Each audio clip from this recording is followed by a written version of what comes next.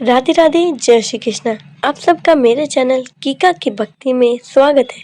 आज हम जानेंगे चंद्र ग्रहण कब है और इसका सूतक-काल कब प्रारंभ होगा। साल का पहला चंद्र ग्रहण 3 मार्च को लगेगा, जो कि दोपहर 3:20 से शुरू होकर 6:47 पर समाप्त होगा। क्योंकि चंद्र ग्रहण में सूतक 9 घंटे पहले लगता है, इसलिए सूतक काल सुबह 6:20 पर ही प्रारंभ हो जाएगा और सूतक काल में सभी प्रकार के धार्मिक कार्य वर्जित हो जाएंगे और मंदिरों के कपाट भी बंद हो जाएंगे। और ज्योतिषीय दृष्टि से देखा जाए तो चंद्र ग्रहण कोई घटना ही नहीं है, बल्कि एक भारी समय है जिसका प्रभाव गर्भवती महिला और सभी मनुष्य पर दिखाई देता है। चंद्र ग्रहण के दौरान बहुत सारे कार्य वर्जित किए जाते हैं। माना जाता है कि चंद्र ग्रहण के दौरान राहु केतु की नकारात्मक शक्तियां बहुत बढ़ जाती है, जिसके कारण मूर्तियों का स्पर्श करना भी मना होता है।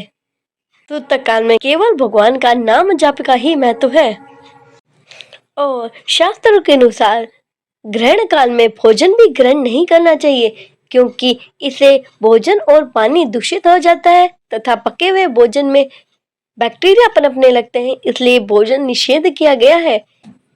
साथ ही जिस चीजों का हमें प्रयोग करना है उसमें तुलसी का पत्ता या डाब डालें। लोगों में ये मान्यता काफी प्रचलित है कि गर्भवती महिलाओं को ग्रहण काल में बाहर नहीं जाना चाहिए, न ही चंद्र की छाया उनके गर्भ पर पड़नी चाहिए, क्योंकि चंद्र की इस छाया से उनके गर्भ में पल रहे अजन्मे बच्चे पर बुरा असर होता है।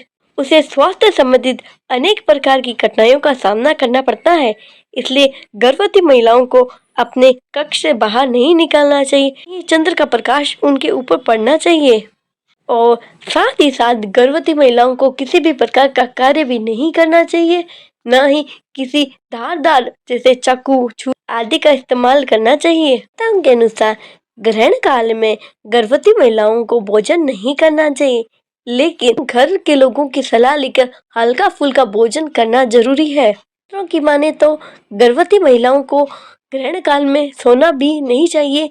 अपने पैर के नीचे एक नारियल रख के मंत्रों का जाप करते रहना चाहिए। उनके मन में स्थिरता आएगी और उनके आसपास सकारात्मक ऊर्जा बढ़ेगी। जैसे ही ग्रहण काल समाप्त हो, उसके बाद शुद्ध जल से स्नान करना चाहिए और जो वस्त्र ग्रहण काल में धारण किए थे उनको वापस नहीं पहनना चाहिए। अगर वैज्ञानिक दृष्टिकोण से देखा जाए तो चंद्र ग्रहण का गर्भस्थ शिशु पर कोई प्रभाव नहीं पड़ता है और संतुलित आहार करने से कोई नुकसान नहीं होता है और ग्रहण काल में चल रही अनेक भ्रांतियों से गर्भवती महिलाओं को भयभीत नहीं होना है और अपने स्वास्थ्य का ध्यान रखना है।